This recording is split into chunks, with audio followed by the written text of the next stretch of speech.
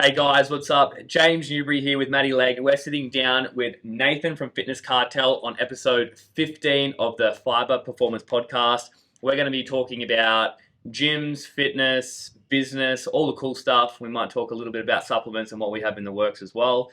So what I want to do is just open it up to Nath and just give a little bit of intro on what you do and how you got to where you are here at we're in Beanley at the moment at one of the newest locations, and man, it is freaking awesome. I just walked out there and I was mind blown with how nice it is. And you know what? The top part of this for me was the bathrooms. Bathrooms are epic. So far so good. Nate, open it up. Tell us a little bit about yourself. Maybe how you got into the fitness scene. Have you always been into fitness, or is it something that is fresher for you? All right. So back in my day. How old are you, by the way? 45. Oh, mate. Yeah, 45. So yeah, back in my day. No, originally started in real estate. So real estate, bit of buying, selling property. Went into the sales, membership sales, and in that company, I was the number one salesperson in Australia. Actually, in real estate, I was the number two in New South Wales. So at 23, I bought my first house. In 25, I had 3 houses, and then went into the fitness industry, and I found out selling a gym membership really easy. Really easy. Yeah, I mean, it's a $20 membership, and I think that everyone should exercise, whether it's walking, training at a gym, or whatever. Then fast forward into my first gym, because I was really good at sales, so I got offered an opportunity to become an owner. Then a second gym, I owned an ASN store, which is where Matt originally, ASN Coffs Harbour, ASN Port Macquarie. Then I opened another Genesis Club, so I ended up having 3 gyms, 2 sup stores. In the space of 2 years, bought into the World Gym chain. Actually, in between that, I bought it into an Oxygen Fitness Club in Sydney, and the lady was stealing money from staff and not paying a super and defrauding the tax department anyway, and went to court with her, and we actually won court, actually. Funny, we won court, but she transferred the shares into her daughter's name, so I lost 250 grand. Cried, learnt a lesson that you need a shareholders agreement, which is what I told you, the D-head clause. If there's an issue, you bring the shareholders agreement out. Anyway, so that taught me a valuable lesson, and then I went into the World Gym chain with the guys, and we started with 3 gyms and ended up at almost 27 or something, and offered to, we kind of weren't aligning, things change, and I'm more fitnessy and stuff too, and we just didn't work out. So I offered to buy the guys out, and they were looking to retire, and that didn't go well. They voted me out, actually. They just removed me. I think someone else had a similar circumstance, booted out of their company, and we ended up in court, and I won, which is what this cool screw you watch, and the supercar is my second win. And then after that pushed us into a corner, and COVID hit, and I was sort of, I talk about being resilient and pushing through, and we opened the first fitness cartel in Aspley. And then we rebranded Maroochydore, Tweed Heads, and we've got 8 clubs now. So in 2 years, so our club plan is to open 30 by 2027, which is, we're on track. We're well and truly on track. So that is super. Anyway, that's my short story. Hey, that's that's freaking wild, because I love sales as well, and I think in another life, if I wasn't into fitness, it would be real estate. That's what anyone that asked me said, if you weren't doing the whole fitness thing, would you be doing? And I said, I'd probably be a real estate agent, to be honest, because I just enjoy chatting with people, meeting people, getting to know them, and making them trust me, but also making them feel comfortable all the time. And then I was an MC at Fitness First up in Carindale. Yep. So that was my first MC job. Then I actually got a job doing MC for Genesis in Adelaide. That was me, MC Genesis, yeah. Yeah, no way. That was what I did too. What's MC? Membership consultant. Oh, Sales. see, I don't know Yeah. this lingo. So that was an experience for me too. So then I went from that and ended up doing installation and some other sales jobs, and I really enjoyed it, and like cold knocking doors and trying to get people to buy installation. So I had a bit of an exposure there, so I can totally see where you're coming from. And then I ended up getting into the gym, opened my own CrossFit gym, and kind of went from there. But that's a really cool story, because it looks like you've gone through ebbs and flows of crushing it and feeling real good, and then going below baseline, and then feeling like, holy shit, this is pretty hectic. You mean when I was crying on my exercise bike in the spare room going, Yeah. or the other time when I was crying walking to Coles, I ate every single shelf of ice cream. Yeah. And now I realise I'm an emotional eater. It's probably not time to. I did. I ate every single line, and I was like, Yeah, and you start to get fat, and you go, oh, I wrecked everything. But yeah. So I can only take that and try and digest that in an athlete point of view. But for you, when things kind of hit the fan, and you're trying to bring yourself, literally drag yourself out of the shit, what types of things have you fallen back on to try and be like, everything will be? Have you always thought everything will be fine, or you're just like, shit, I don't know how I'm going to get through it? Is it a time thing, or is it an experience, or is it the people around you that have helped? Or is it just, I'm just not going to give the fuck up attitude? Not give up the fuck attitude firstly, then finding the people with experience to get the advice so you get clarity. Because when you get clarity and you know something, you're like, oh, okay. Yeah. And that's by finding the people. And that's in any business. If you can find someone that's done it successfully, like your sport, like if I'm going to do your stuff, so I'm coming to you, I'm going to ask you and you're going to tell me, I can see you're doing it. Like, oh, well, it's achievable, right? Good. So yeah, that's partly. And then probably the big thing for me too is when you're backed into a corner and everything's taking from you, you're like, well, you're either going to roll over or you're going to fight. Absolutely. And Absolutely. Yeah. That's super interesting. I find for me, when I was first getting into the gym side of things, and it was a CrossFit gym back in the day, found a place to train out of in Sydney, and the guy who was running the gym, he had been there since the beginning, OG, owner of a CrossFit gym. He'd worked at, he'd done PT, membership sales and stuff at Fitness First in Sydney, down in Cronulla somewhere. But he would tell me over the course of that 12 months of me working there, he gave me basically like a cheat sheet of all the things not to do.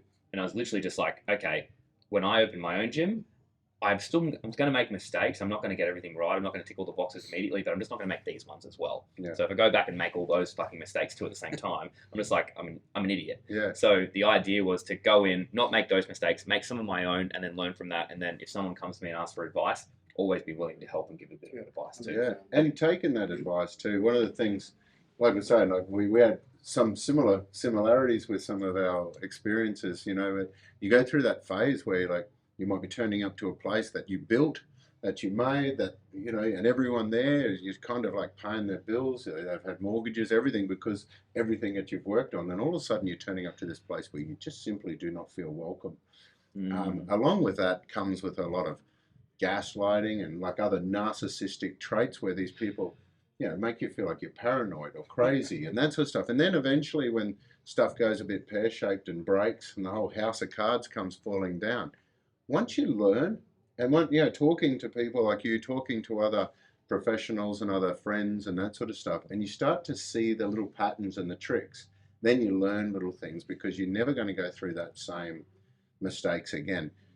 The shareholder agreement, the dickhead clause, the no dickhead clause, those sort of things are little tips that you taught me. But like you're saying, once you see these patterns, it makes it so much easier to avoid them again if you're capable of learning from your experiences and moving forward. And that's what you talk about with resilience. Yeah. Like all these things are ways of building resilience. I think I'll add to that, Matt, because what we're talking about the shareholders agreement anyway, in the meeting, is that if you're going into a business with somebody and everything's good and it's fantastic and you've got this idea and you can't agree with what it looks like to leave now, then don't go into business with them.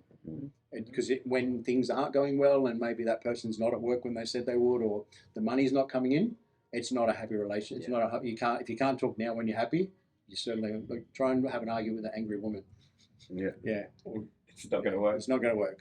No. Yeah. No, I totally can relate to that.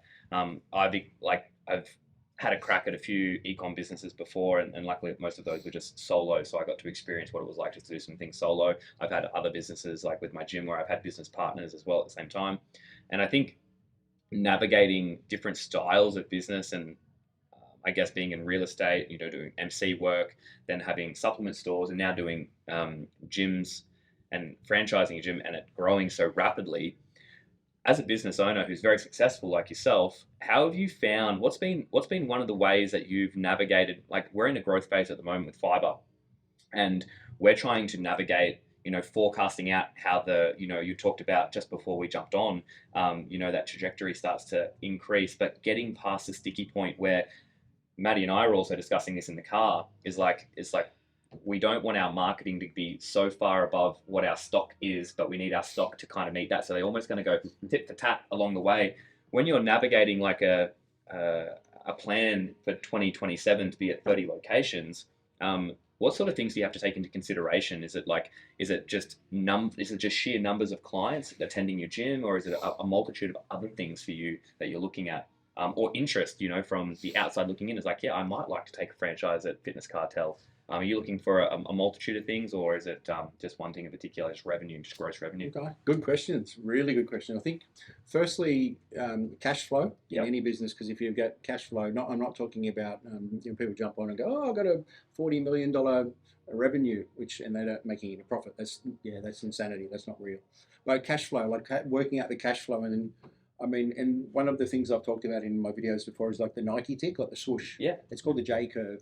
And as you go at the start of the Nike tick and it goes in, that's the energy and time it takes to get into the business.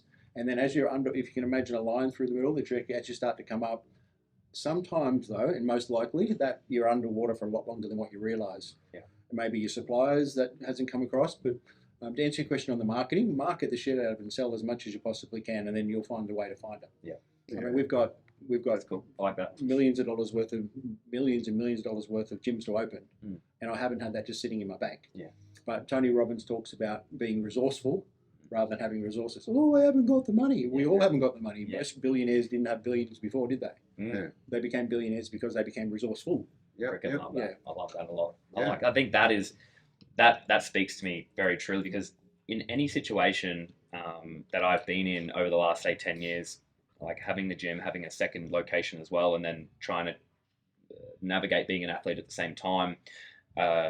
Any time that we came into a situation where I was like, I really want to do this thing, I want to push the trigger, I want to pull the trigger on this new venture or this new thing, somehow you just put it out there to the world and you will find really alternative ways just to make it happen. And I feel like if you put yourself in that situation, you need 50 grand for a startup, or you need 20 grand for this, or you need something for that to get where you want to get to, you'll figure it out. If you've got that type of mind, I think that entrepreneurial mind will get you there. You'll speak to the right people and you'll put yourself out there, and it kind of, I don't know, you bring it in from the universe somehow. Well, you're probably getting the back end because of your marketing as well. Yeah. You're capable of marketing, build the story, people throw money. My first gym I opened with 27 grand, and a year later I'm making 200 grand. It's funny, I opened my first gym with 27 grand too. Yeah. That's I exactly. need 27 grand in a gym. And I had to borrow 12 of that from someone, but it was 27 grand. That's what I started with. There we go. It's a 27 club. Yeah, so shit. Hope it works out better for you. Yeah. If we talk about the resourceful stuff and the athlete mindset as well, when you turn up and you compete in any type of athletic sport, you don't just randomly. I know you do turn up to random things, Sometimes. but you've obviously trained and prepared, and there's a planning that goes into it. It's just, the thing that I find quite interesting is I've met pro elite bodybuilders. In fact, one of Australia's top bodybuilders was working with before, and he is broke. Mm-hmm. He had no plan financially, but he couldn't apply the same acumen to training to business. Yeah. That discipline to business, like to become at your level of sport, it didn't happen by accident. And go, oh, I'm just happening to be a champion. And you don't turn up and go, oh, I'm going to go in this race with no training, because you get flogged. Yeah. So if you go into the mindset with that in business and apply the same principles, like it's a battle. Yeah. It's a battle. If it's a CrossFit battle, we're battling. And you've got to be fitter, stronger, and you've got to have a better mindset than competition, and you win. Exactly. And when they're resting, you work. Yeah. No, that speaks to me a lot too, because I do know that I've been asked a question a few times in the last few weeks, jumping on different podcasts and having a chat about what type of characteristics as an athlete have I tried to transition across into business.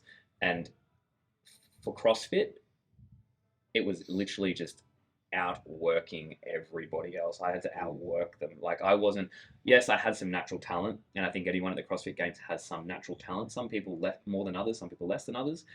But then when it gets to the point where push comes to shove and you need to actually just kick it into gear and be like, you know what, I'm going to be the one that's still in the gym at 9 p.m. on a Saturday night when all my friends are out. I will be that person. I'm going to be the person who's up first thing on Sunday morning as well. I'm going to be that person. And I thrive in that. I love that element. I love that realm. I love being the one that's be like, you know what, I'll just work more than you, and good luck keeping up. Because if I can do that and I can be resilient in that respect, being an athlete, I feel like I'm so fired up and I've got a fire in my belly to do it in business too, that it's going to serve me well. I may not know everything, but I'll try really hard to figure it out and navigate the path of least resistance. And sometimes we'll get to a roadblock and go around and figure it out Oh, on the way. They're just challenges. We have them as obstacles. That's my mindset. Yeah. Yeah, I'm going to outwork everyone. And same thing. And I always believe that everyone's beating me. Yeah. Yeah, okay. They're right behind me. Yeah, My mum used to say, someone's going to come off and chop you from under your feet. And I'm like, oh, yeah, good luck. Good luck. Yeah, I they love catch that. me first. Yeah. But if you look at the other thing as far as work ethic, if you are a person that gets up and works from 5, trains, whatever, does your training, and you work all day, instead of stopping for lunch, you're eating it while you're working. So you're not wasting a whole hour. Instead of leaving at 5 p.m., you're like working till 7 or 8 p.m. And you're putting in full 12, 14-hour days. And then on Saturdays you're working. You might have a little rest time on Sunday. You're actually almost 6 weeks ahead of everyone straight away. Yeah. Every time. And then if you multiply that, I've got you by 4 months. Yeah. I've got you by 4 months. Yeah. And then if I've got that and I'm investing it into business, that 4 months in 10 years, There's a lot. I'm miles and you never catch You're it because compound, I'll put it in as compound and it just keeps flowing. Like, oh, you're so lucky. Yeah, I'm so lucky that I was working while you were sleeping and partying and Yeah. carrying on. That's so funny.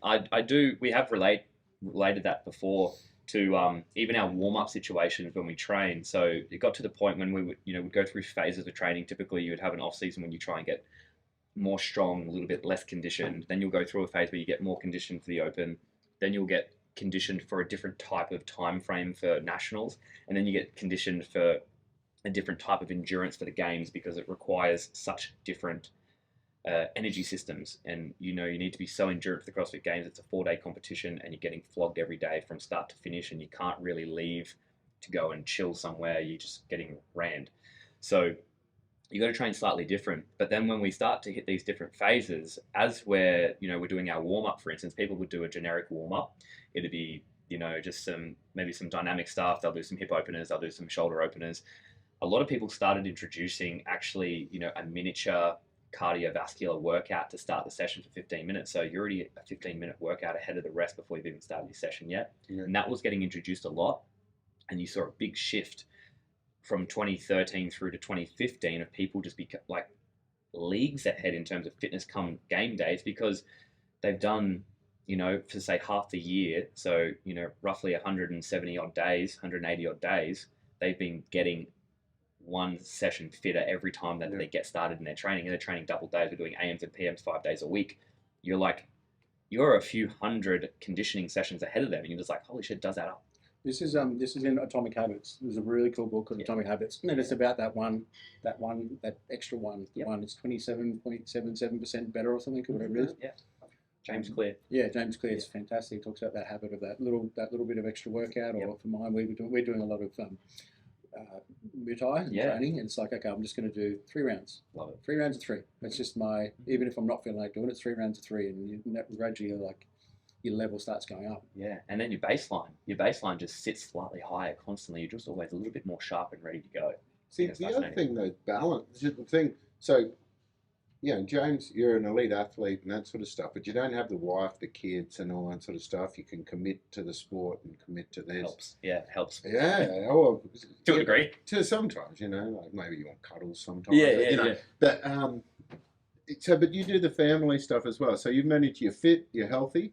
Like a lot of people that go and buy a gym or something like that, all of a sudden stop training, and then all of a sudden they lose a family. So one thing I've also noticed every time I'm speaking to you, you're fit, you're healthy, and you're happy. Well, you pretend happy. I don't know what's happening really. Happy. But then you've also got the family around. There's always the family element. So how do you get the fact that you're doing the gym stuff, because that's part of your lifestyle? But is that how you manage to do that balance? You bring the family into the work sort of stuff, or I'm or actually is it fascinated by that. yeah? Well, let's talk about balance, which is not real. Like, there's no. If you're going to business, the first thing you have to understand is there's no balance. Like, it's not. The balance is to understand awareness. It really is. It's being aware that for a long period of time, you've got to be aware. But you've also, that comes down to having a good open relationship with your family and your partner, and saying, look, I'm going to be working 14 hours a day. Yeah. But if they're not aligned with you need to kind of say, don't go breaking up with all your partners. But if your partner's not aligned with what you're trying to achieve, because it's all cool, your partner might be going, oh, we want to own this mansion, we want all this stuff, but Yeah. Oh, but I want you working 9 to 5. Yeah. I wanted to be a super CrossFit pro, but look, I only want you to go to the gym twice a I week. don't want you working weekends and all that sort of That's- stuff. yeah. So, firstly, alignment with your partner, Yeah. and then also your family, and being aware, because my kids know what I'm trying to achieve for them. Like Yeah. I don't want them to go through the poverty Yeah. and stuff that we had, and see those things that happen. I mean, I want them to have their challenges, but it's not unnecessary. Yeah. There should be no reason I can't pass on some wealth and the brains and mindset for my children so they can have a better life. Because you're here for this short period of time. Yeah. We don't want to be like, if you can have a startup, like a bit more of a startup, and you can pass on that stuff, then you should be. Hand what off the- the cheat codes, man. That whole thing of that whole like I did it hard, you got to do it harder because that's what builds resilience. That's what makes you a real man or something like that. Look at that. If I can give someone a hand up, I will. We'll just mow your lawn without a mower, then use a push one if everyone's like that, and start from. We'll wash our things because that's how we did in the old days. So come on, move on. Yeah, that's cool. Like I like the idea of that was one of the things that I had to learn quick smart when I wanted to be, go from just say a national level athlete to a world level athlete was understanding that I'll probably be misunderstood by pretty well everybody with what I'm doing. No one's going to be like, oh, surely you can just take a day off. No, sorry, can't take a day, can't take a session, can't take a set, can't take a rep. Or even a late night. I mean, you're pretty religious with the way you go to sleep Yeah. at certain times and that sort of stuff. Every day. And for a lot of people, like the people that are closest, I feel like you probably do the same thing. I get the feeling is that you have a great support network around you to help do what you want to do, and you support them, they support you. It's a two-way road. It's not a one-way road. Otherwise, you probably run into some roadblocks. But I found that I had to understand that there's a handful of close people, including my family around me, that will support me what I'm doing, and the rest of the people probably won't get it. And that's cool. I'm okay with that. I'm not going to get caught up on it and sit there and cry about it. I'm just going to get on with the work and get it done. But then also understanding that when you do want to take on such a big task, whether it's setting up a business going to be worth this amount of money, or you want to grow to this size company, or you want to go and be the best, you want to be world champion Muay Thai kickboxer, or CrossFit champion, whatever it may be, that along that path, a lot of people ask me what's like the secret, and I said, oh, well, consistency is one of the huge consistency, daily basis, every day, doing the chop wood, carry water, do the basics every day. What are the foundations of setting up a beautiful day? What does a beautiful day look like for me? What fires me up? And you obviously take care of yourself, and you're healthy, and you're alert, you're switched on. Do you find that building in a healthy foundation of a fitness, health routine, eating well, allows you to excel at a 14-hour workday as well? Is that something that you keep in check? Oh, it's essential. Absolutely essential. It's like trying to run a Ferrari or a Lamborghini on motor fuel. Yeah. Like and when I'm talking motor fuel, that's the people that are around you. Like if they're throwing shit, they're not. I mean, that's the sphere of influence, and the 5 people you hang around. So I mean, firstly, making sure you're aligning yourself with people that are commonly have common goals. I mean, if you're with a group of people in athletes, and it's normal walking along jacked and eating protein shakes, and that's my Thailand trip. Yeah. Where you go into the other part and everyone's like wasted and lying around the beach, and they're looking at me going, look at these guys, and we're like, but they want to be like us, but they don't want to put the work in like us. And same when you might see someone driving along and you see the person in a nice supercar, and you go, oh, it's not me. I'm happy for them. You go, oh, what a wanker. And you go, hang on, what did that person do to get that? Because they clearly just didn't get it given to them. But yeah, so back on track. As far as the sleep essential, that's something I'm focusing and working on now. I've got my Whoop watch as well. Yeah, trying to nice. track it. Love Sleep, the habits of sleeping, just trying to get better sleep. Nutrition, absolutely, which is why we're going to have a chat about your protein later too, because I want to put that into our clubs. And I mean, a good, healthy diet. But that comes down to your habits and going, okay, every single day we do the same thing. Like you brush your teeth the same way, everything's very similar. So if you just change those bits and pieces of the day, and then they add up, and then over time you're like, I mean, you get to a position where you don't actually have to go to work, but you kind of go, well, and then the dopamine kicks in, because when it's something you don't have to do, then you go, well, I'm going to do it. Yeah. Mate, you hit the nail on the head there. For sure. Yeah. So bad. Like that is those. One of the things. So when I talk about consistency with the young fellas that are coming through that want to be the next, Matt Fraser, Rich Froning, whoever they are, they roll through and it's like, just give me a couple of pieces of advice. What are some things? I was like, mate, number one, be consistent. Be in the gym. If you want to be the best athlete you possibly can, be in the gym. Be consistent. Build a beautiful network of people around you. Start doing, and this goes for anything. I feel like this crosses over in so many different aspects of life. Whether it's relationships with your family, relationships with your loved one, relationships with your kids, business, athletics, whatever it is. I feel like if you are the person that can do the basics really, really well, and you do them on a consistent basis, that's 98% of the work. Those 1%ers, yes, they are fantastic at the end of the day, and they're the insurance policy icing on the cake. But if you do those basics really well and you hone them, jam them down home, and every day I'm just going to do my chop wood, carry water style method every day, regardless of the fancy stuff around the outside, you'll be probably one of the best in the world at whatever you do. Likely if you can just be consistent on the basics and crush them every day. It's funny you mentioned, because that's in the book High Performance Habits, and he talks about when they did the study of all the best high performance athletes all over the world, the number one thing that they said was the person that can maintain doing the most boring stuff consistency is the winner. Yeah. And that's what it is, doing that, because the other stuff's cool and all the cool moves, but chop wood, carry water, I'm taking that. Yeah, take it. Yeah, it's a fantastic, easy read book for a lot of people that want to get out. Chop wood, carry water is a fantastic book, but those basic, easy habits, like I'm finding that at the moment, like me and Maddie, we're a two-man band at the moment with a couple of people helping us out doing some very, very techie things that we can't do. But at the moment, we're kind of doing. It's like it feels like Groundhog Day almost, but we know it's necessary for now to set the foundation. And it's like I said to myself, I'm going to be so consistent. I'm going to post to the Instagram every day. That's what I'm going to do. That's one of the conditions is my consistency is like I'm just going to post to the Instagram every day. I'm going to make sure we're churning out good content every day and trying to figure out what those basic things are to grow into a successful, educational, and profitable supplement business at the end of the day. Figuring out, okay, what are the basics here? Because I've done that with fitness. Yep. What are the basics here with the business side of things for this type of business? And where's the carryover? And okay, how can we make sure that our basics are covered on a regular basis? And I think identifying what those are, and that's like talking to people like yourself, finding out what they are. For a lot of people, they just don't know. So many times, you probably get this all the time too, and Maddie, you probably get this with formulating supplements, is that people will reach out and say, hey, I want to be an entrepreneur, but I don't have any good ideas. Yeah. It's like, I've got the ideas. Yeah. I don't know how to turn it into a business. Yeah, it's like turning that. Yeah. So then that's like maybe a type of brain that kind of comes about. But so many people, it's like, hey, I don't have the ideas. Or some people say, hey, I've got the systems, can do it. I just don't have the ideas, or vice versa. It's figuring out kind of where you sit in that mix, and then maybe finding someone who you can bounce off that balances you out there. That's where that teamwork's so good. Like, so for example, someone like me, I might appear to be very extroverted in that, but I'm really quite introverted. I'm not salesy. I don't like going out there. I like to invent and do things. So for me to build something, I need to be part of a team.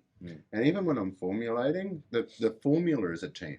Like everything is done synergistically. So when I formulate, it's formulated through a mind map where I list off the strengths and the weaknesses of each one of these ingredients, and then I'll create like the dream team that will become the formula. That's cool. And so that same analogy goes through to the business, because if you don't have that right team of people around you, if you basically got 5 ingredients that are all capable of doing the same thing, that's pretty pointless formula. Yep. You're better off having one of them in the right dose rather than having 5 of them diluting that. Where if we can then get synergy within the team, where you're adding things where 1 + 1 is 3, and then it just builds from there. That's how you get a product that works really well. And that's the same. So with the gym situation, some people are like, they like solo sports, and they like to do that, be the boss of everything and own everything. And then other people realize that the synergy of a team is significantly better. So that team involves your family and that. But so with your franchises, you always talk up your team big time, and you put in a lot of effort to pick the right people to go into business with. Yeah, and we're not really franchising. Yeah. The clubs we own, most of them. Yeah. The idea, and our franchise partners, like we call them partners. So because the goal is not to franchise clubs, but because the Grant brand's grown so fast, we've got a lot of people wanting to franchise. Yeah, right. And I mean, it makes the company grow, but it's like marrying someone. You've got to pick the right partner and get them in and make sure it all works. Yep. That part, back when you were talking about the as far as the team and stuff as well, like picking the right people and stuff that you're not good at. It's really important that when you're going into partnership or you're doing something, working out what people's strengths are. Yeah. Because if Matty sucks on the phone, Yeah. then he's not the person to call. If you're really good at making calls, and he probably wouldn't ask for a sale. Where I'd be like, okay, let's get you started. Let's get you started, and I'd be walking. I know that. I'd be trying to get them to make the sale. Yeah. Because a lot of people, when they do, I mean, it's maybe a membership consultant, you say, oh, right, let's get you started. And you pause and you don't talk. Yeah. Because whoever talks first loses. Yeah. And like, Well, I remember that. Yeah. Is there anything from stopping you from purchasing our product? Yeah. And then you pause again. How much are you prepared to spend on your health and fitness this week? Is it $25? Yeah, sure, great. Perfect. That fits right into this part. So chop wood, carry water is in for you guys in getting your contacts and making contact with those people and building the database like I did. So as soon as I was like booted out, like, oh bugger, I've got to start again. But I didn't start again because I already had this skill set like you've got to make calls and contact people, and the contacts you've got because everyone knows you. Yeah. And we trust you and like you. You did seminars so when you called me and said we're doing them, oh yeah, well, no worries. What are we doing? Yeah, right. Because I know the product, so everyone knows Matty already, and you're obviously a high profile and no sales. So it's like, okay, you do the calls, and this is 2 seconds. Like, oh, this works. Yeah, this works. Is chop wood, carry water. How many calls we're doing? How many contacts? And 100%. Keep it going. Yeah, it's a momentum builder, and what we're finding now, like this is we talk about this all the time. This is my first rodeo in the supplement game, but it's something that's been so intriguing to me for such a long time. Getting into sport as a junior. A lot of the stuff that I picked up along the way, and you probably noticed this as well, like we're talking about with kids and what you want to do with your kids and how the way that you groom them on the way up is like to the point you want to almost be mirroring what they are going to be experiencing to give them the best chance when they're your age. You want to be mirroring that. You don't want to tell them everything's la-di-da and easy. You want to give them some realistic, tangible stuff, so when they do get out into the real world, they are not shocked by what they face. You want to give them the skills, and how you give them those skills is probably, like, I'm not a dad, maybe one day, who knows, but you want to give them those skills and have them prepared so you can not only maybe pass on some generational wealth at the end of the day, but also what's up here is probably more important. It's like if you could, let's just say you built a business worth $200 million and you were 90 years old and you could trade that $200 million, either, trade it or go back to your 20 years old with all the knowledge that you had. I guarantee you probably go back and go back to 20 and do it all again, So I feel like when I was younger, luckily enough, like we were not a rich family by any means. We were like on the lower end of that spectrum right there. And so, but the things that I picked up from my dad, he taught me, I'm starting to think about it more and more as I get older, which is fascinating to find out. But he taught me at maybe I was like 12 or 13 years old when I was getting into sport and trying to take it seriously. He's like, mate, you're quite talented at a few things here and there. Like whatever you decide to train for, you'll probably be okay at. So, but you have to be self-motivated to do that work. Like anytime I ask my dad, can you make me train? Can you make me do this? He's like, no, but if you want me to be there, help you measure out your 400-meter track, help you measure out your thing, help you set up the high jump tester. If you want me to get you a shot put, I'll do it. Yeah. Sure. And, those types of things alongside, a bit of delayed gratification. You might not win this state one this time, came fourth, didn't get on the podium, devastated. But you train next time, it'll be worthwhile next time. And that's what I've taken into the CrossFit space for so long. Is it took me 9 years to get the place that I was satisfied with. Didn't happen. I didn't qualify for the games until my 5th year of having a crack. And then I didn't get the place I wanted at the Worlds and took 4 more years down the track. Yeah. And it was like at the point where I thought my career was done, it only just begun. And I was like, oh, that's pretty interesting. That delayed gratification, like it was a 10-year cycle. But I thought, Cinderella stories, you want it in 2 years. Doesn't happen. But you got to love it then. Yeah. Like I look at John Eales and Michael Jordan, you hear all those stories of guys that couldn't make their high school teams that become the greatest athletes in their chosen sport, And that was just through consistency and commitment. And obviously they just loved it. That what you're talking about is exactly where I'm in business. That's exactly where I'm in a business. All the trialing and trying and missing and challenges and cars getting lit on fire and that's another story. That was the day I rebranded 2 of my gyms and my car got lit on fire in my driveway. Oh shit! It was all over. Tesla on fire. Like no! Insane. The McLaren had dog written on the bonnet. It was like, Oh shit. talk about a challenge. That's a challenge. Yeah. Yeah, that just pissed me off. Yeah. Like, okay, well now I'm gonna Fired up. Now I'm gonna show you. Yeah. So one of my mates said he's special forces. He goes, so what they've done is they've stolen from you, prodded you, attacked you, tortured you, and he said then they'll let you free. And then the judge awarded me some money, and I'm like, So now I'm armed and dangerous. Yeah. But anyway, That's great. I think I've got to be Motivating, isn't it? Well, that's the thing. Like, you can either take it as all right, I'm going to sit down, sit back, and do nothing and just nothing, or you can be like, I'm not going to roll over. That's it. Like, what are your options here? Like, put them on the table. What are my options? Yeah, and then it's cool you ended up with some money to go start again. But I mean, even without that, you would have had all that knowledge, all that motivation, drive, and extra skill set that you could have utilised to do it all again. And it didn't end up being about the money at the end of it. It was really about the thing. One of the things that I said, I mean, it's for my children, seeing what I was going through, and I video recorded all the way along. So I've got some videos of me talking about where we're at, what was happening, mediation at courts. It was more of me to show my kids what resilience is, because we were running a seminar when I used to own the World Gym Maroochydore. It was called Mindset, Motivation and Money, one of the courses I run. My son was this a few years ago, and I had a Mercedes at the front with world number plates. I was getting sued by my partners for running a seminar in my gym using the World Gym name. I'm like, I still own the gym. While I'm in that seminar, I was a bit sick. I was getting a cold. Anyway, I walked out of the seminar. I've got a little son called Xander, and the club manager and Xander was in Newcastle, and I'm at Maroochydore.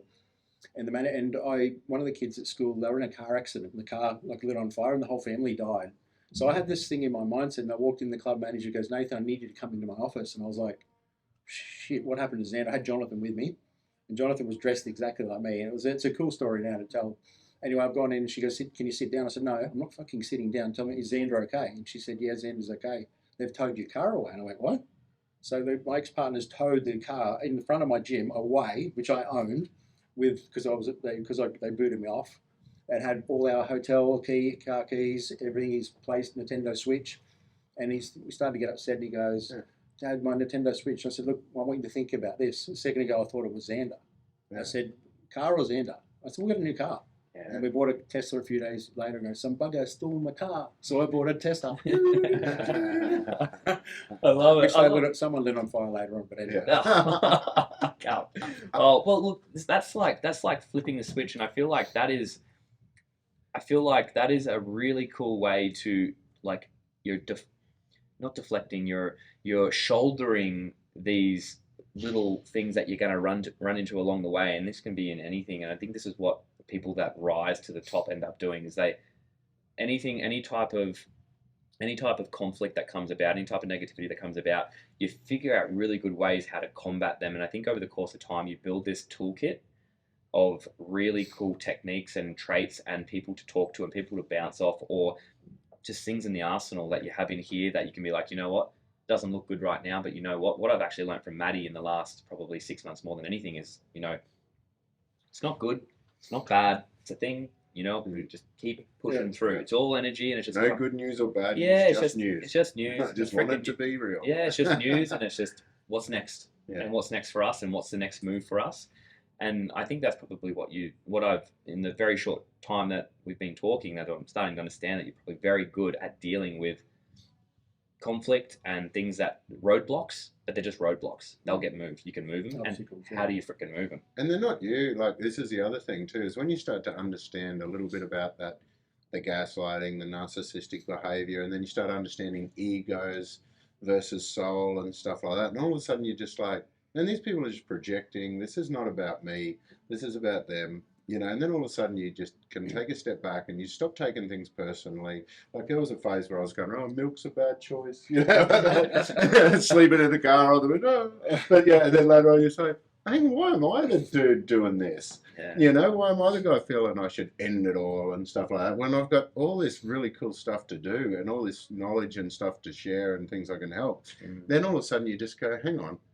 Yeah, whatever. I've got some good stuff about me. I've got some bad stuff about me. But there's just things about everyone. And I'm prepared to really back myself on the way I can make a good impact in the world.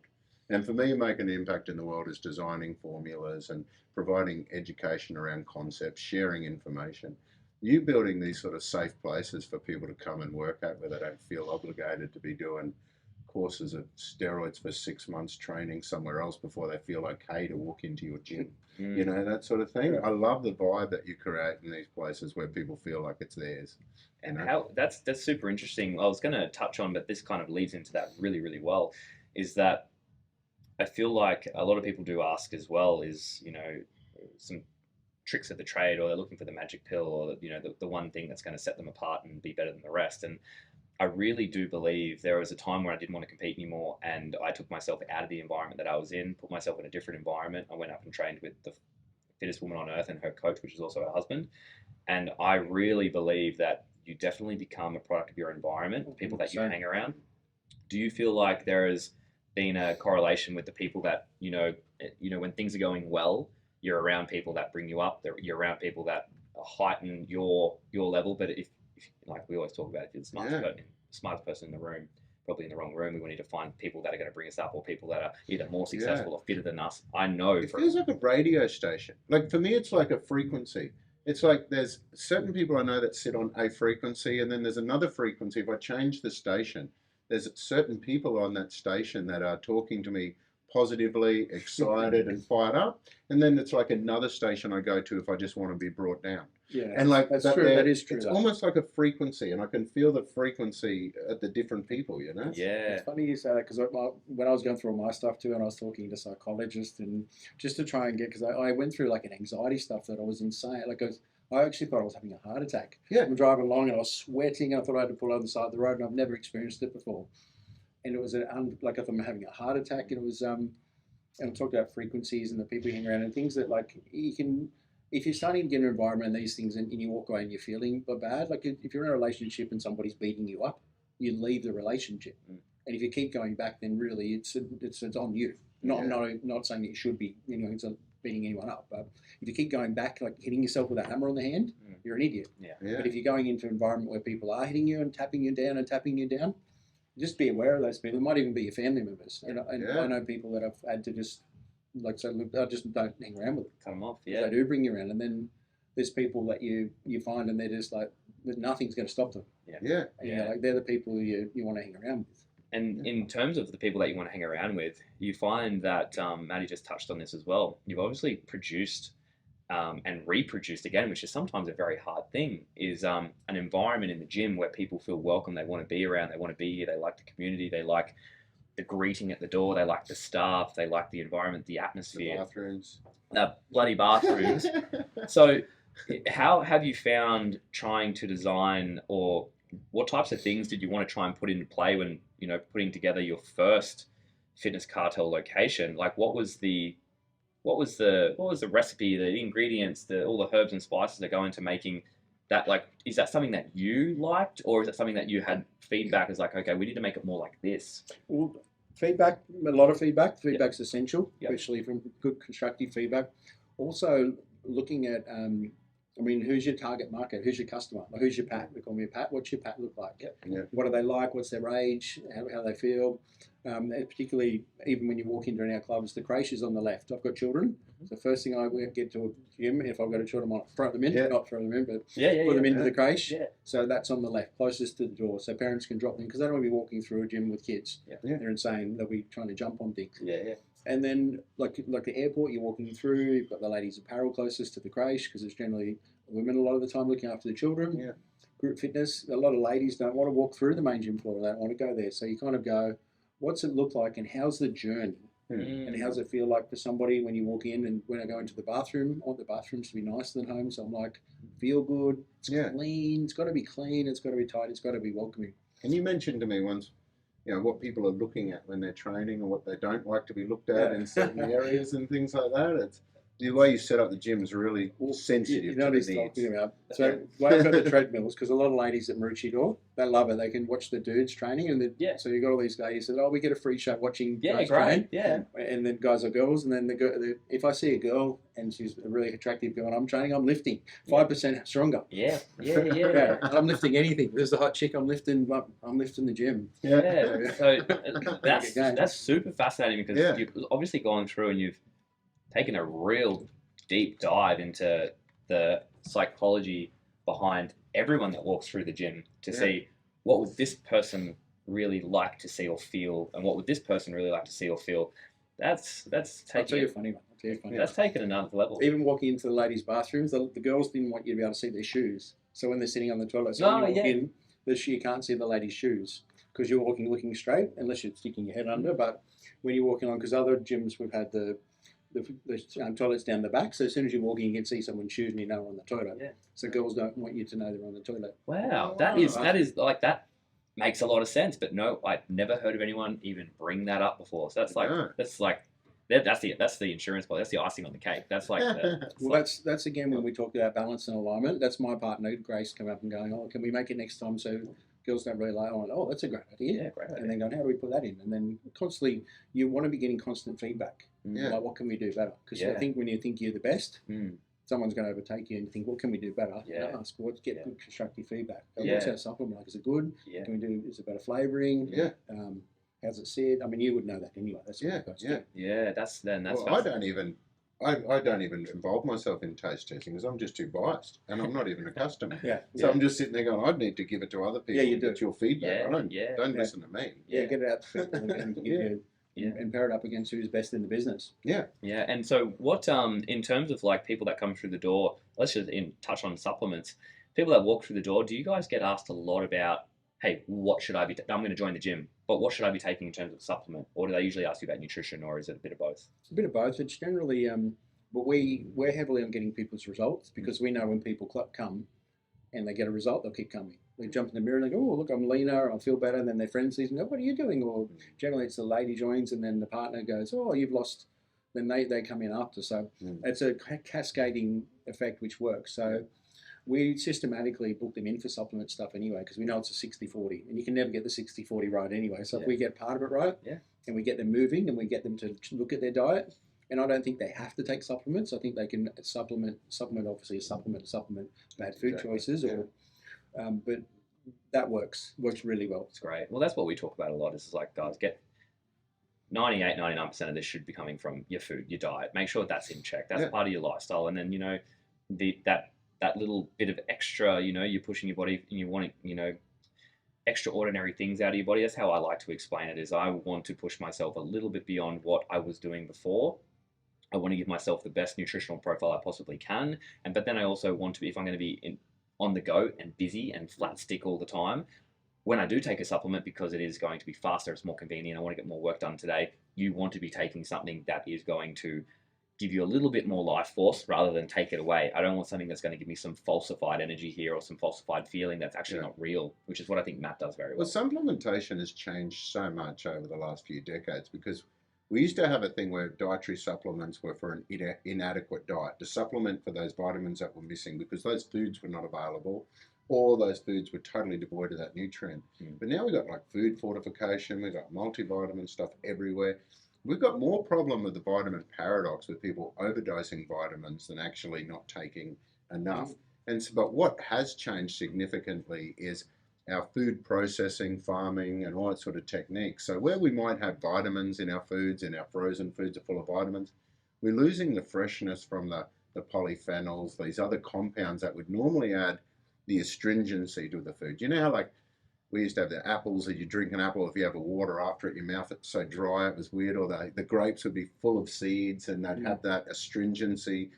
We'd have seeds in food even, and thicker skins and that sort of stuff. Our food has changed so much that what we need to focus on supplementing is plant-based polyphenols that are devoid in old food that's not fresh or highly processed food, and not fall for the trap of fiber, and that being the biggest deficiency because it's the phytonutrients in the fiber that we need with it. So there's so many, the supplementation has changed. So now it's almost impossible to eat fresh, local, in season, especially if you go into the grocery store. So things have changed a lot. And so, it's a good idea that we don't go just pushing everyone onto a standard multi. Yeah, well, that's exactly right. So moving on from here, like what is, just for your personal routine, does what type of training are you doing at the moment? What's firing you up the most? Yes. Getting elbowed in the head at Muay Thai, a little bit big fella. So 4:15, 4:30 a.m. is my normal wake up time because I like to get a lot out of my day. Weight training, bit of boxing twice a week, Muay Thai twice a week, and six days of training, and 1 day of cardio, which is a run. I started running in Thailand actually. Hell Oh, yeah. wow. Yeah, I just ran. And I went, Getting one day I chased went. or I something? thought I was just going to do a kilometre. You know, so I did the one thing, and I did 1 kilometre, and I went, oh, it was New Year's Day, so I was running out, and drunk Russian Santa was there with all these Thailand hoes, and I'm like running home going, it was hilarious. And I was like, on your Santa, and I'm jogging away, thinking I'm Goggins, but anyway, I went 1 kilometre, and then I was like, jogged back, and I went, oh, that was 3 kilometres. Yeah. And so I posted on Instagram because I was pretty proud. I did it on Strava and checked, and the next day I went, and then I did 4, and someone said, oh, my goal is to get under 30 in. To do 5 kilometres in under 30. When I did the 5, I did that in 23 minutes. Because I was like, good. I was like, That's good. That's good for I a tore first crack. I tore my calf. No. Yeah, it was like overrunning because Oh, no. I overdid. I've got this thing of like, and you can do that till you get into something you like. The dopamine kicks in. Oh, yeah. You want more. You want more, and you keep pushing. You know better than anyone. It's Yeah. But yeah, so no cardio. I mean, I try to balance the cardio and the weights, and like you said too, the supplementation and the diet and the habits of good eating. I mean, I think of myself as a high performance vehicle, and a high performance vehicle has to have the high performance everything. Yeah. The tires, it's got to have everything. The tires, the computer, that's the reading, the audio books, anything you can possibly do for that 1%. Mm-hmm. And that's how I think anyway. That's good, and I think that speaks to me very, very much as well. I think if you want to get the most out of your day, if this is not well, everything else is suffering to a degree. It's almost like we talk about sleep a lot. So it's like, yes, you can get up and you can get through the day on 5 hours sleep, but probably the guy that did probably the deepest study on sleep, I think Joe Rogan asked him the question. He said, how many people in your trial could function as well as, what's the minimum requirement? And he goes, look, at the end of the day, we did a trial with about 100 people, and we had them all sleep for 6 hours. We woke them up, and then we put them through a range of tests. And out of those range of tests, to get through the test, they had to answer all these questions. Zero people were unaffected. 0 people were unaffected by a lack of sleep. So nobody could actually function at an optimal level on 6 hours sleep, even though they said that they were great during the day. So it's just like far out. Yes, you probably can get through the day and get some stuff done, but how much is it affecting you? And if you do want to run optimally for 14 hours straight, you probably need a little bit more than that. So we want to make sure that everything is optimized as a foundation layer. And if this isn't well, everything else is going to be maybe getting done, but how good? We want it to be done really freaking well. Yeah, I agree and disagree. I agree with the study, but I think there's also times, the part of not so much disagreeing is that you'll have times when there's so much on, you've just got to agree. Like, I mean, building the company and what I was doing, there was no one else to do it like you guys. So that means I'm wearing all the hats and I'm calling people and I'm trying to do that, and I'm on flights, and so it was like there was no other choice. So I think that if you've got no other choice, then you make that decision, because then I get all the work done. I might not be as effective. And you're right about that, not optimal, because I'll be there not realizing.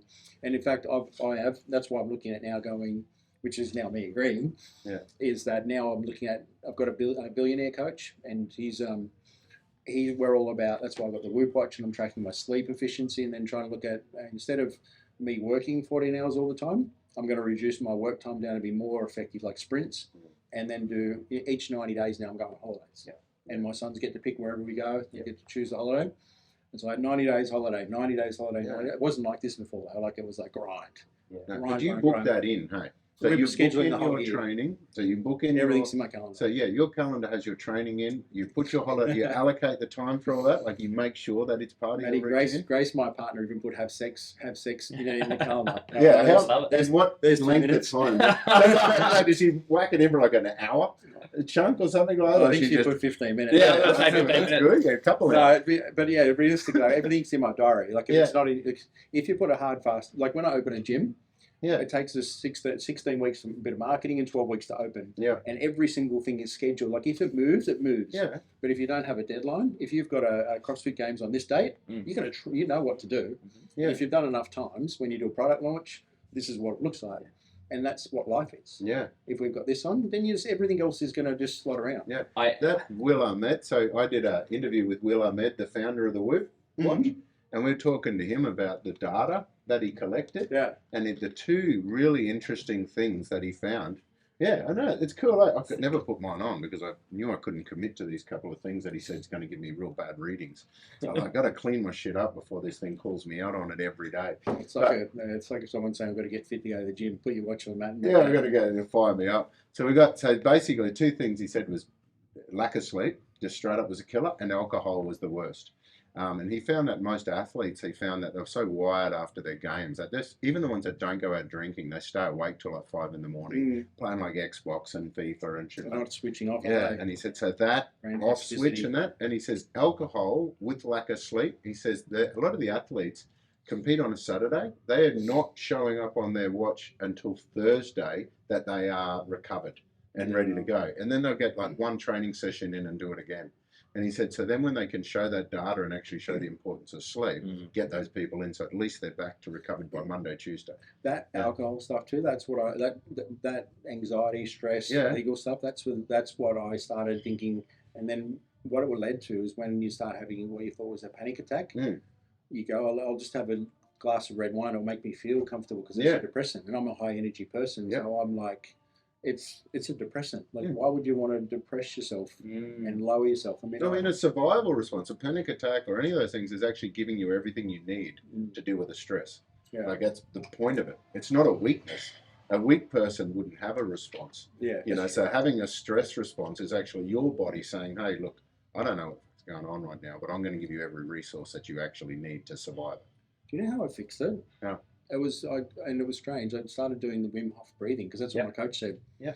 He said, "Why don't you start doing the Wim Hof breathing?" And I started doing it. And I thought I could hold my breath for 4 minutes and 30 seconds. Yeah. And I thought I was dying. I'm watching these things in the air. Yeah. And then I was watching my heart rate, and I'm like, "There's nothing wrong with me at all." I got checked by the doctor, and my doctor laughed. He said, "Perfectly healthy." Yeah. Don't worry. Well, I went and saw Ken Ware. So when I was going through mine, I went and saw my mate Ken Ware, and he knows I'm mental. And so, we all know you, man. Yeah. So he taught me these tricks, and he says, "Look, man, you need to get out of the defensive posture because when you've got these memories going on, you've got this angst, and you've got this aggression, and that sort of stuff, and then you also have a posture like you're about to punch someone and run or something." He says you need to get out of that. And so the tricks that he taught me, and I use it all the time.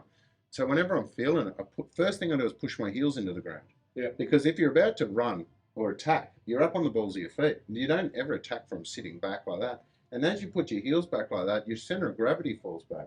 And as you do that, your traps drop. And then all of a sudden the frown goes, and all of a sudden you're not leaning forward, you're not doing this like you're about to attack. And then all of a sudden you might have this stuff going on, but then your nervous system's going, now hang on, he's got this trail of memories, he's got this stuff going on, he's got this angst and aggression, but man, this guy's so chill and calm, obviously it's not happening right now. And it would totally break the cycle. Also, probably just getting out of my head and thinking about my heels and then thinking about this and then thinking, and I'd even do this. But the cool thing is you'd be in a meeting with these people that might be trying to intimidate you through threats and stuff like that. Then you're like sitting there a bit anxious. All of a sudden you're just like, and they go, man, this guy's chill, he's zen. Like, he's like a fucking ninja. Patty the ninja. You can just picture it now. Oh, yeah. Agile, like that. They're probably sitting there going, what the fuck's going on with this dude? The breath technique is so fascinating, and it's something that I've incorporated as well, and it makes a huge difference. Anyone that is feeling stressed or they can't down regulate, they're too heightened, that, you know, just a handful of nose breaths in and out at a nice relaxed constant pace, a bit of holding as well. So even box breathing to a degree, and, you know, increase box breathing, you sound like you could do 4.5 minutes of breath hold, you'll be able to increase that box breathing method.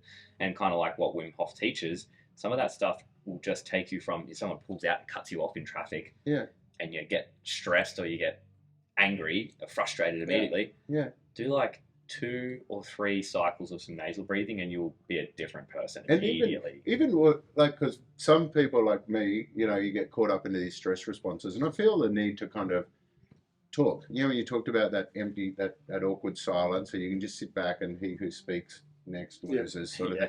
So I was always that person. I've struggled to say no to things. Like always, yes, I can do this. Yes, I can do that. So another trick I did is I actually started just twiddling my thumb. And I did this rule, like if I can get 3 thumb twiddles around without touching my thumbs before I answer. And I do this thing where people don't see, but it's just given me enough pause to actually not just immediately go, yes. It's like typical, it must be an Aussie thing, because we usually, yeah, nah. Yeah.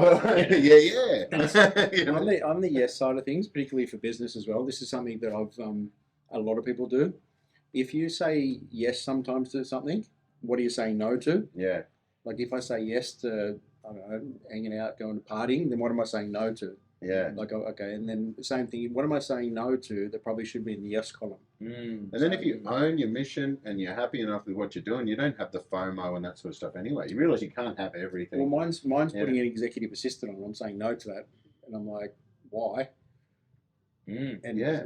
that would save me a lot of work, save me time, and it's not like I can't afford it. It's just the fact that I'm like, well, I kind of couldn't afford it, and now I'm in a position when I can. It's like, oh, well, a lot of things that I should like be wasting time doing, I could just pass on to someone. By me saying no to putting her on, that means I'm saying yes to doing all the things that I shouldn't be doing. Then I'm saying no to working on another business that could bring in millions of dollars. Yeah. Do you know what I mean? So it's a cycle. So when you go, okay, if I say yes to this, what am I saying no to? Yeah. Does that make sense? Oh yeah, I'm going to take that away. I'm going to be thinking about that. Go through Just and make saying. your list. Make your list, yes and no's. Yeah. And go all the things you say yes to, and then things you're saying no to. Because you probably should be saying yes to doing your calls. And you probably are. I'm just saying, but yes to calling clients and bringing up that things. Then and you know what I mean? Yeah, exactly. Oh, that's super fascinating.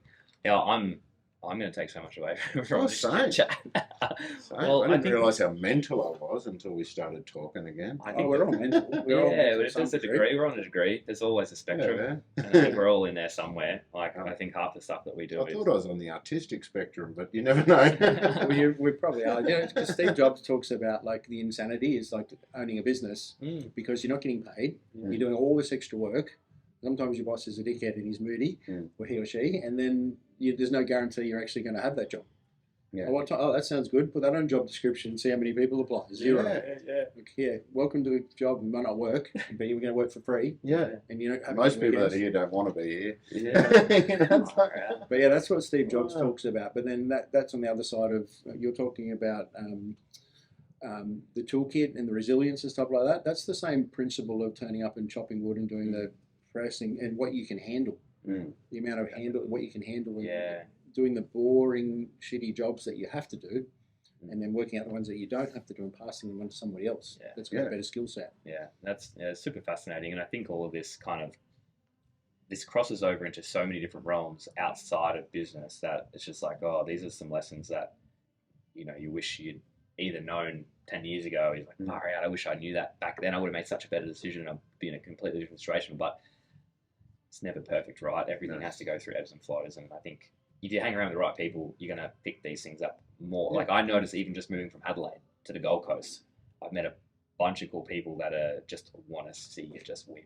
And they want to get behind you. And it's like, far out, should have moved here 10 years ago, but I needed to go through where I was then at that time to do those things, to learn this, to learn that, to then now be here and be feeling like shit, everyone just wants to see you just succeed. Yeah. That's great. It's freaking cool. So for Fitness Cartel, what's next?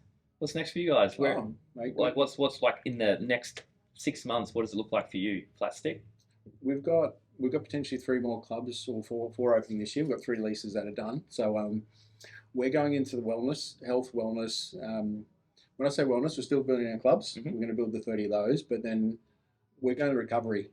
Yeah, recovery, ice baths, magnesium. Sign me up. Sign me up. I saw the thing and I went to there recently. Oh, yeah. Yeah, we've got a version in between that and another one we're doing, which is a boutique out-style bathroom, but that with the whole place. Oh, I got the stuff for you too. Oh, my gosh. Oh, cool. This is tied in so much stuff, actually. Because we were just like, because Maddie and I went yesterday, and we're just like, you know what, let's have our meeting soaking in a bath. Yeah. And so we did, and it was great. We actually got so much stuff done. Yeah. And it's like, we should do this on a regular basis. Maybe we do this once a fortnight or something like that. But it'd be a place to go to do some stuff that's passive, good for you, down regulates you, puts you in an environment that's not chaos and stress, sitting in a cafe trying to have a conversation where you can't hear each other, you're getting constantly interrupted. But we can go into a chill setting where you can sit, relax, do something passive, soak up some magnesium, recover at the same time, and also have a flowing conversation. Yeah, that's exciting. We're down for it. We'll be there. We'll be your first customers. Yeah, well, that makes sense for us to build them. We've already got the infrastructure, and we've got people that come in and push themselves and drive themselves. Maybe we should push them into. because I thought Recovery. Pilates reformer was recovery until I tried. I'm like, It's tough. I was going, Yeah. oh, jump in and relax, and I'm like, I've seen the girls, and they're like, Yeah. that's not. Well, we coined that. It's like we have you got out here where you're, in your fight or flight. That's our working out, and then you go to recovery and you're working in. Yeah. Yeah, we got survival and thrival. Yeah. We made up that word Like because that. it rhymes with survival Yeah, better working than in. thrive. Yeah. And it's just a matter of finding that in amongst all of the imbalance that you get with business and relationships and training, there is a way that you make sure that bucket does not overflow, because then you get stuck in that anxiety cycle. And if that bucket's overflowing, you do not have any cool mechanisms or strategies to overcome that. You'll just be in this whirlwind spiral of shit that you just can't deal with. Great analogy, because I mean, most people out there, they're either in a stage of an overflowing bucket, overflowing with like sympathetic nervous system, anxiety, stress, worry, that sort of stuff, or they're empty. Yeah. Very few people are actually. So one of the modalities with natural medicine, Ayurvedic, Chinese medicine, all of them, the goal around this thing is to build you a bigger bucket, so you can hold a lot more before you're overflowing and you don't go as empty as often. It's super fascinating. Cool, man. Excellent. Well, guys, I think we're going to wrap it up there. You've probably got a million and one things to think about now, but we just wanted to say thanks to Nathan for jumping on the Phyba Performance podcast, and we're going to go from here and we're going to do some taste testing. So we'll see you guys next time. Enjoy. And if you do get a chance, where can... make sure you get down and you actually get to experience the bathrooms in Fitness Cartel, because they're freaking wild. But if any of these guys want to find you or follow your stuff, YouTube, Instagram, can they find you anywhere there? Or Insta's the best. Nathan James Fitness Cartel. rock and roll. Word. That's me. Awesome. Thanks, guys. See you next time. Yoo-hoo.